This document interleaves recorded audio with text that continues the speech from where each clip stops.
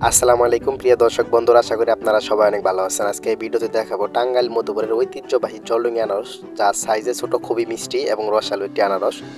আজকে এই ভিডিওতে দেখাবো টাঙ্গাইল মধুপুর থেকে কিভাবে বাগান থেকে ফলগুলো কেটে গাড়িতে সুন্দর করে সাজিয়ে বিভিন্ন জেলা পর্যায়ে রপ্তানি করা হয়।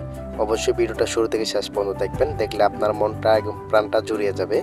সবাই ভিডিওটা শেয়ার করবেন, আর যারা যারা আমার এই চ্যানেলটি এখনও সাবস্ক্রাইব করে রাখেন নাই তারা অবশ্যই আমার এই চ্যানেলটি সাবস্ক্রাইব করে রাখবেন, আর যারা আগে থেকে চ্যানেলটা সাবস্ক্রাইব করে রাখছেন তাদেরকে অসংখ্য ধন্যবাদ।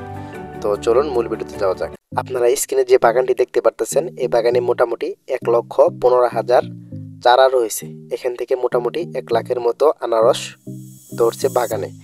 এই বাগানটি কিন্তু সম্পূর্ণ ফল পেকে গেছে, এটা কিন্তু বাজারে রপ্তানি হবে। এবং যার বাগান উনি কিন্তু বাগানটি আগে বিক্রি করে দিয়েছে। যে ভাইটি এই সম্পূর্ণ বাগান কিনছে তার মুখ থেকে আমরা কিছু কথা শুনবো ভিডিও লাস্টে, এবং তার আগে কিছু কথা শুনে নিব যে ভাইটিকে আপনারা স্ক্রিনে দেখতে পারতেছেন খুব স্পিডে খাঁচার মধ্যে আনারস লোড করতেছে। তিনি প্রতিদিন কতটি আনারস কাটতে পারে এবং প্রতিদিন সে কত টাকা ইনকাম করে এই আনারসগুলো কেটে। তো চলুন এই ভাইটির মুখ থেকে কিছু কথা শোনা যাক।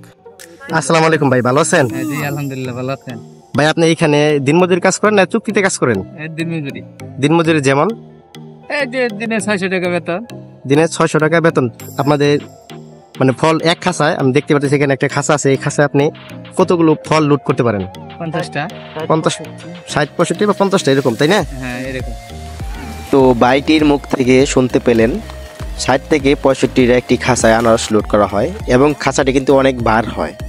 তো খাঁচাটি লোড হয়ে গেলে আরেকটি বাইয়ের মাথায় খাঁচাটি তুলে দেয়। সে বাইটি একটু এগিয়ে আরেকটি বাইয়ের মাথায় খাঁচাটি তুলে দেয়। খাঁচাটি কিন্তু অত্যন্ত বার হয়। অনেকে দেখছেন টাঙ্গাইল মধুপুর যে আনারসগুলো কাটে সেটা দিয়ে জুঙ্গা দিয়ে কাটে। এখানে খাঁচা দিয়ে কাটতেছে, অনেকেই খাঁচা দিয়ে কাটে এবং অনেকেই জুঙ্গা দিয়ে কাটে। তো এই বাইটি করবে কি, টাকের বগলে নিয়ে ফলগুলো ঢেলে দিবে। তারপর লেবার অফিস থেকে লেবারগুলো এসে মাটি থেকে ফলগুলো একটি একটি করে খাঁচায় লোড দেবে। খাঁচায় লোড দেওয়ার পর সেই খাঁচাটি কী করবে, আরেকটি বাইয়ের মাথায় তুলে দিয়ে টাকের উপর লোড দিয়ে দিবে। তো এবার চলেন যে ভাই এই বাগানটি কিনছে তার মুখ থেকে আমরা শুনে নেই এই বাগানটি কত টাকা দিয়ে কিনছে এবং সে কোথায় আনারসগুলো বিক্রি করতেছে, এবছর কেমন বাজার পাইতেছে, এই ভাইটির মুখ থেকে সম্পূর্ণ শুনবো। তো চলুন ভাইয়ের মুখ থেকে কথাগুলো শোনা যাক। আসসালামু আলাইকুম। ওয়ালাইকুম আসসালাম, আল্লাহ রাখছে ভালো। আপনি কি এখানে এই আনারস চাষ করছেন না কিনে নিয়েছেন? দাদা আমি আনারসের বাগান কিনে নিয়েছিলাম 14,10,000 টাকা দিয়ে। তাহলে 1,15,000 ছাড়া। এখন আপনার আনারসের কিরকম বাজার পাচ্ছেন? একদম মনে করেন যে অর্ধ দিয়ে আনারসের বাজার নাই বলতে, মনে করেন যে যেটা কিনি তার অর্ধেক দিয়ে বিলা হানি। তাহলে তো আপনার এই তারিখে মনে হয় যে অনেক লসে আছেন। প্রচুর লস। এই বাগানটা 14,10,000 টাকা কিনে নিয়ে 2 লাখ টাকা খরচ করছি, বেচা বেশি 7 লাখের মতো আসেন। দেখুন অনেক দুঃখজনক বিষয়। তো তাহলে এখন আপনি কি করতে চাচ্ছেন, কেমনে কি করতে? কি করবো দাদা, ঘটনা হইলো আমি কপালে যদি থাকে করার কিছু নাই। এখন বাজার খারাপ, আল্লাহ বাজার করতে পারে।